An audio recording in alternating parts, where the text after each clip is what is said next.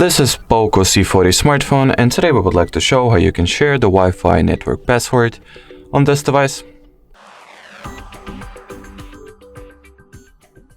So first of all, you need to somehow get to the Wi-Fi settings. The quickest and the most convenient way, in my opinion, is by swiping downwards from the top right part of your display in order for this notification and control center to be launched. Next, locate the Wi-Fi shortcut, tap and hold on it.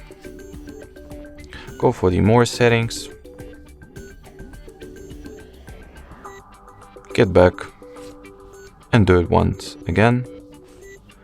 Yeah, now it's correct. So once at the Wi-Fi settings page, you want to first of all decide what network you would like to share the Wi-Fi password of. I'll go with the one that I'm currently connected to. Then tap on its body, not on this arrow, but on the Wi-Fi section itself. And as you can see, this QR code will be shown, which you can simply scan with any other device that you were to share the Wi-Fi password with, and those devices will be successfully connected to the chosen Wi-Fi network.